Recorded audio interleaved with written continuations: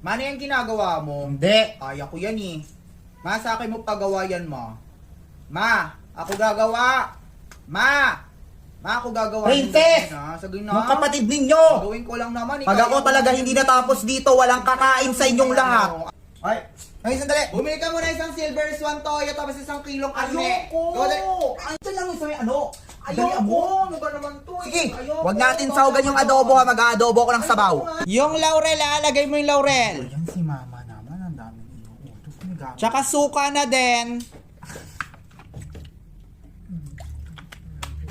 Palagay na din ako ng konting toyo.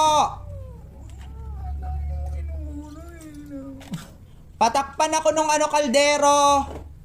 Tapos paabot na din ako ng 10 piso ko dyan. Asan dito, ma? Hindi ko mahanap.